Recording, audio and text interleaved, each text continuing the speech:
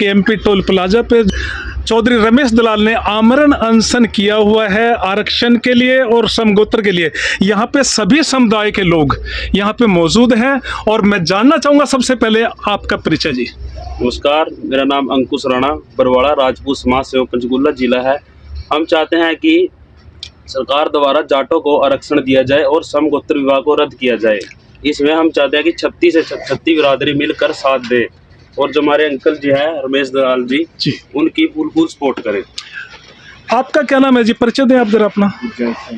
गुरजंट सिंह जी, आप किस बिरादरी से हैं? सैनी है। आप क्या चाहते हैं कि भी जो जाट समुदाय है जिसको अभी तक आरक्षण नहीं दिया गया, क्या इनको आरक्षण नहीं मिलना चाहिए? क्योंकि ये भी तो हमारे भाई है। मिलना चाहिए ना।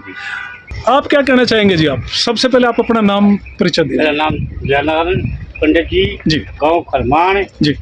और हम दलाल साहब के दलाल साहब ने आरक्षण मिलना चाहिए सारे भाइयों। आप ये बात बताओ कि जैसे कि ये आरक्षण का मुद्दा है, समगोत्र का मुद्दा है, क्या आपको कभी इनसे पहले दर्द नहीं हुआ कि भी ये समगोत्र के अंदर जो शादियां हो रही हैं ये भाई हमारे लिए कलंक है, हमारे परिवार के लिए, समाज के लिए एक जहर घोलने का काम है? क्योंकि रमेश दलाल ही क्यों सबसे पहले आगे आते हैं? सारे भैया का हमारा फर्ज है। रमेश दलाल ने जो उठाया था बहुत बढ़िया मुद्दा उठाया था। नहीं, जैसे रमेश दलाल जी ने मुद्दा उठाया क्योंकि ये तो एक समाज के मतलब के रक्षक हैं, लेकिन जिन लोगों ने इस गलतियों को करना शुरू किया, क्या उनको नहीं चाहिए था कि वो गलती नहीं, उनकी गलती है, मानते हो उस चीज को? लेकिन मैं आपसे जानना चाहूंगा कि अगर जैसा कि आपका गांव है खरमाना, आपने बताया अभी, अगर वहां पे कुछ लोग इस तरह की गलती अब भी करने की कोशिश करें, आप उनको क्या संदेश देंगे? उनको संदेश नहीं जाएंगे भाई गलती नहीं होनी चाहिए, बात नहीं सभा में वो करनी चाहिए गलत से, क्योंकि उसका असर उन लोगों तक भी पड़ता है कि जो उस गलती को नहीं करते। मैं इनसे भी जानना चाहूंगा, क्या कहना चाहेंगे जी रमेश दलाल जी के बारे में? रमेश दलाल बढ़िया काम कर रहा है, जितना कर रहा है अपने हक के लिए कर रहा है, 36 जात के लिए कर रहा है। ये एक जात के काम नहीं है, 36 जात का काम है। आरक्षण मिलना चाहिए? हाँ, मिलना चाहिए और ये गौतम में हाथ टूटना चाहिए। आप क्या कहना चाहेंगे? हाँ जी, ये आरक्षण मिलना चाहिए और ये जो गोत्र का ये टूटना चाहिए और हम रमेश भाई के साथ हैं, दिलो जान से साथ हैं। और देखो यहीं पे रमेश दलाल जी के साथ ही बैठे एक बुजुर्ग। क्या कहना चाहोगे जी आप? रमेश दलाल जी अपनी जान को भी कुर्बान करने के लिए तैयार है। केएमपी के ऊपर एक बार नहीं कई बार इन्होंने सर्व समाज के लिए, सर्व समाज के हित के लिए अपनी आवाज को बुलंद किया, सरकार को जगाने काम किया। लेकिन समाज क्यों नहीं जागता, ये मैं आपसे पूछना चाहता हूँ। समाज कब जागेगा कि रमेश दलाल को बार बार अपने घर को छोड़ के यहाँ केएमपी टोल प्लाजा के ऊपर भूखा प्यासा रहना पड़े? क्या कहना चाहेंगे जी आप?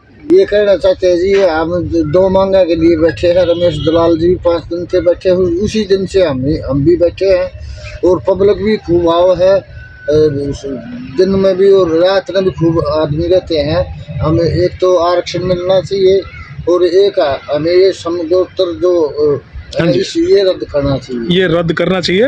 रमेश दलाल जी, मैं आपसे जानना चाहता हूँ, अब की बार आपको 4-5 दिन हो गए ना खाया ना पिया, लेकिन आपकी वाणी के अंदर वही जोश, वही खरोश, आखिर क्या है इसके पीछे की जो ताकत जो आपको इतनी ताकत दे रही है कि ताकत की भी ताकत कहलाई जाए? क्या कहना चाहेंगे इस ताकत के बारे में आप? देखो, कमजोरी आई है, वजन घटा है, आवाज थोड़ी सी धीमी पड़ी है जी, लेकिन मेरा दृढ़ संकल्प है जी कि मेरी आवाज शेर की गर्जना की तरह रहे और मेरे इरादे चट्टान की तरह मजबूत रहे।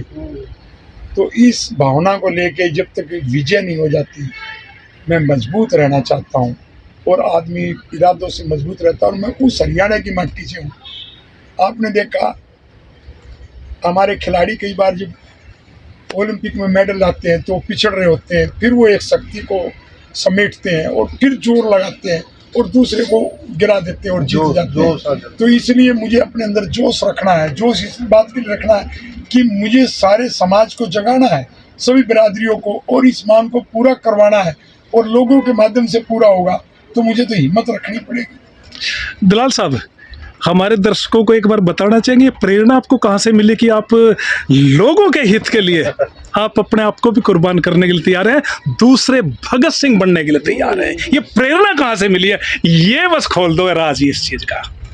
इसका प्रेरणा का एक कारण है, मैंने महात्मा गांधी को पढ़ा, सुभाष चंद्र बोस, भगत सिंह जी पूरी दुनिया की सारी क्रांतियों को पढ़ा, लेकिन उन क्रांतियों से बड़ी एक बात जो बचपन से मैं जो अपने हरियाणा के समाज में जी और मांडोठी के वंश में जो मैं पैदा हुआ, तो यह हमें एक बात बचपन से सिखाई गई हमारे बुजुर्गों ने कि हम कभी भी मुगलों से डरे नहीं, कभी झुके नहीं।